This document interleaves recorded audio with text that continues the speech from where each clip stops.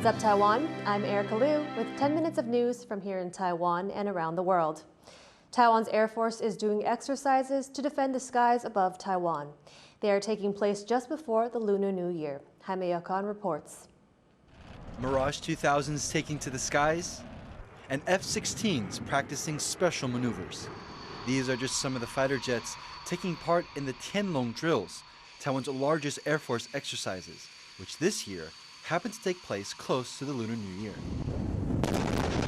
These exercises simulate air combat and are designed to train Taiwan's pilots to protect the country's airspace.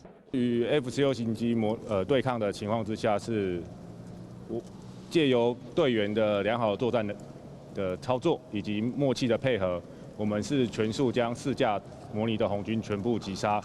那我们的战损的部分的话，是被模拟击杀1架。 These Mirage 2000s are stationed in the northern county of Hsinchu. The aircraft are designed for quick takeoff. These fighters, along with the F-16s, often scramble to intercept Chinese warplanes, which frequently breach the country's air defense identification zone. But this isn't the country's airspace. It's used as a buffer zone for defensive purposes. China often flies military aircraft near Taiwan as a form of pressure and intimidation. Taiwan's defense ministry says this threatens regional security. 那台湾所扮演的角色是在一个印太局势中一个很关键的一个角色。那当然，各国家的学员，他们对于现在的这个区域局势相当感兴趣。Taiwan has been ramping up its combat readiness in recent months, and drills like the Tianlong are one way the country can boost its ability to defend itself. Damon Lin and Jaime Yocon for TaiwanPlus. Taiwan has just passed its new Climate Change Response Act. But what are the key takeaways? Sally Jensen reports. After months in the pipeline and much negotiating among lawmakers, Taiwan passed a new climate change bill. 赞成者多数32条照民进党党团修正动议条文通过。 The act intends to commit the country to carbon emissions reductions in line with international climate guidelines. It also aims to better protect Taiwan from increasingly severe climate impacts. It's an update on Taiwan's old Greenhouse Gas Emissions Reductions Act from 2015, now seen as outdated in the context of new climate research.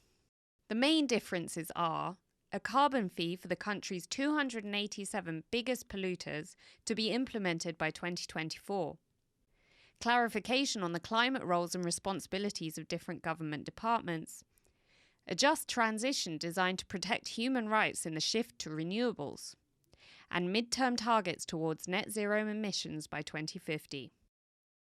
剧烈的气候变迁已经是进行式了，所以以近零转型的国家目标，其实也是现在国际上面不可能走回头路的集体行动。面对这么巨大的风险，政府要当社会跟产业的后盾，因此从立法院第10届开始，行政部门跟我就提出把原本的温管法大修成气候变迁法。 But some activist groups feel that some key provisions for accountability are still missing from the new law.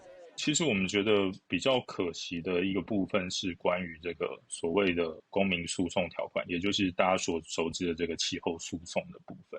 那在气候，就国际上有很多的气候诉讼嘛，那我们认为说台湾的这个气候法只要可以有订定所谓的公民诉讼条款的话，可以让人民透过诉讼的方式来监督。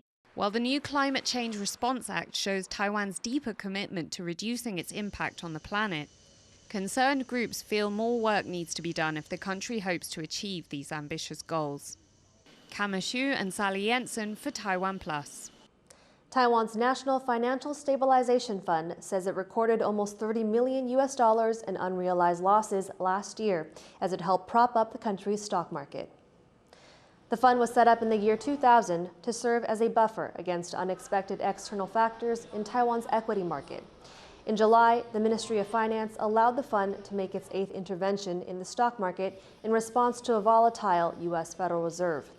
Finance experts hope the equity market will stabilize in the second quarter of 2023. Reports of counterfeit banknotes are on the rise in Taiwan, and the country's central bank is trying to help people spot fakes. Jaime Yocon has more. How many children are on this banknote?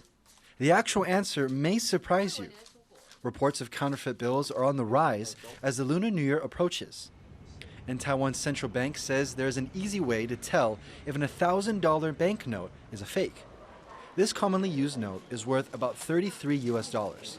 Experts suggest the key is counting the children on the note, something most people cannot do correctly. 4个，4个，4个，2、3、4、5个吧，就看这张，我平常没有在注意。 The correct answer? 6. 2 of the children are not so obvious. An expert on money explains the difference between a legitimate bill and a fake. 这4个会很明显的，可是它隐藏款就是在这里小小的，这边也有一个，对，那基本上摸起来，这2个隐藏款是平滑的，没有什么感觉。 The best way to spot a fake is to feel the bill. Money is a popular gift during Lunar New Year, which will take place at the end of January.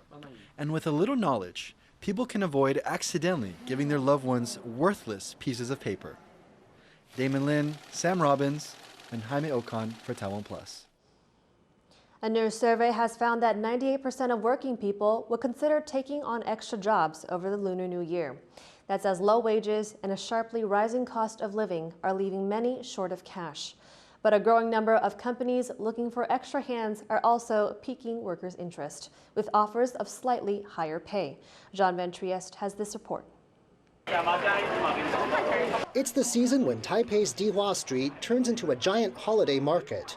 With just over a week until the Lunar New Year, the street is brimming with shoppers and vendors' stalls. But amid the festive bustle, there are also worries about how much it now costs to make ends meet. A recent survey of more than 1,000 workers found that 98% would consider doing temporary work over the holiday period. The company behind the survey, job website Yes123, hasn't seen such a demand for temp work in 15 years. Inflation is at a 14-year high in Taiwan, and respondents said low wages, a lack of bonuses, and fears about job security are driving them to seek extra income. It isn't all gloom, though. As Taiwan moves past the COVID-19 pandemic, many companies find themselves short of workers. And over the holidays, they're willing to pay extra to increase their numbers. 春节期间有2/4的企业表示有所谓的这个兼差人员雇用的一个这个需求，那最高的时薪上限达211元，是基本工资的这个1.2倍。Even the holiday market has temp jobs available for those looking for a bit of extra cash. 如果做个什么10天之类，可能也有1000还是2万、2万多这样。